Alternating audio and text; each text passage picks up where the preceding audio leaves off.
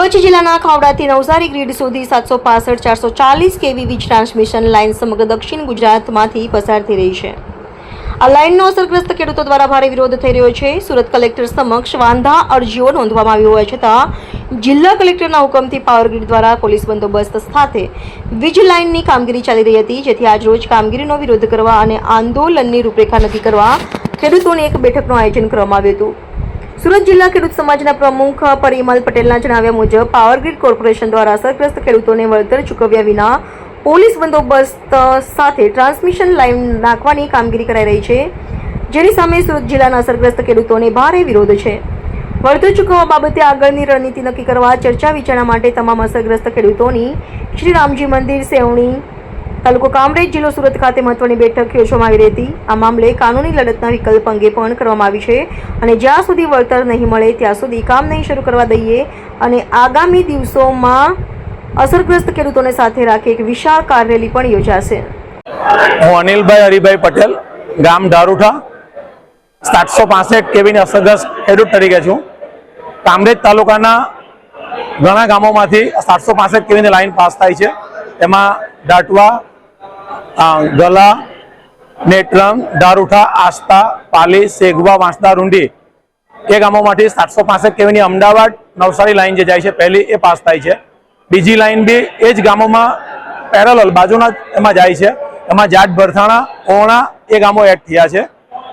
અને બીજી એક સ્ટલ લાઇટની લાઈન કામરેજ તાલુકાના ટીંબા, ડેલર, ચીખલી, ડુંગર એ ગામોમાંથી પાસ થઈ રહેલી છે। અત્યાર સુધીમાં જે પહેલી લાઈનનું કામ ચાલુ થયું છે એમાં પાવર ગ્રીડ કોર્પોરેશને અમદાવાદ નવસારી લાઈનમાં અમારા ખેતરોમાં ફાઉન્ડેશનનું કામ કરી નાખ્યું છે અને ત્યાં પોલ ઊભા કરવા માટે અત્યારે લોકો આવે છે, પણ અત્યાર પહેલાં પણ એ લોકોએ અમને કોઈ વળતર ચૂકવ્યું નથી।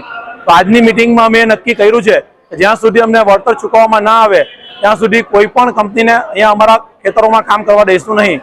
પાવર ગ્રીડ કોર્પોરેશને જ્યારે એમના અધિકારી કલેક્ટરની ઓફિસમાં અમને મળ્યા હતા ત્યારે તેમણે એમ કીધું કે તમને ફ્રન્ટમાં પેમેન્ટ આપીશું, કામ ચાલુ કરવા પહેલા પૈસા ચૂકવશું, પછી તમારા ખેતરમાં કામ કરશું, પણ તેનો કોઈ અમલ કર્યો નથી। અને પાવર ગ્રીડ કંપનીએ દરેકના ખેતરોમાં પોલ ઊભા કરવાનું કામ ચાલુ કર્યું છે। તો આજની આ મિટિંગમાં અમે સર્વ ખેડૂતોએ નક્કી કર્યું છે કે ભાઈ જ્યાં સુધી વળતર નહીં મળે ત્યાં સુધી તમને કામ કરવા દઈશું નહીં। પરિમલ પટેલ, સુરત જિલ્લા ખેડૂત સમાજ પ્રમુખ છું। આજ રોજ સુરત જિલ્લાના સેવણી ગામ ખાતે પાવર ગ્રીડની 765 લાઈનો જેવી કે અમદાવાદ નવસારી અને વટામણ નવસારી તથા સ્કલાઇટની જે દક્ષિણ ઓલપાડથી બોઈસર લાઈન જાય છે એના સૌ અસરગ્રસ્ત ખેડૂતોની એક મિટિંગ મળી હતી। જે પ્રથમ લાઈનનું જાહેરનામું બહાર નીકળ્યું હતું અને જેનો એવોર્ડ થઈ ચૂક્યો છે અમદાવાદ નવસારીની પાવર ગ્રીડની 765 કેવીની લાઈન, એના પણ કોઈ પણ વળતરો એટલે કે થાંભલાના અને આરઓડબ્લ્યુના કોઈ પણ વળતરો ખેડૂતોના ખાતામાં જમા થયા નથી। આથી ખેડૂતોમાં ખૂબ મોટો આક્રોશ છે અને અવિશ્વાસ છે કે પાવર ગ્રીડ શું અમારા પૈસા જમા કરશે કે નહીં કરે। અને એના અનુસંધાનમાં સભા મળી અને સભામાં નક્કી થયું છે કે સુરત જિલ્લામાં જે 3 લાઈન છે, પાવર ગ્રીડની 2 લાઈન અને સનલાઇટની 1 લાઈન, એ 3 લાઈનનું કામ રોકવામાં આવશે અને જ્યાં સુધી અમારું વળતર અમારા ખાતામાં જમા નહીં થાય ત્યાં સુધી જે કરવું પડે કરીશું, પરંતુ અમે આ લાઈનો ચાલુ થવા નહીં દઈએ, એનું કામ અટકાવી દઈશું। અને ટૂંક સમયમાં ખેડૂત સમાજના નેજા હેઠળ સુરત જિલ્લામાં સૌ અસરગ્રસ્ત ખેડૂતોની એક મોટી કાર રેલીનું આયોજન ખેડૂત સમાજ કરી રહ્યું છે, જેની વિગતો પણ અમે ટૂંક સમયમાં બહાર પાડીશું। AB48 ન્યૂઝ ગુજરાત સાથે રિપોર્ટર પ્રશાંત પટેલ, બારડોલી।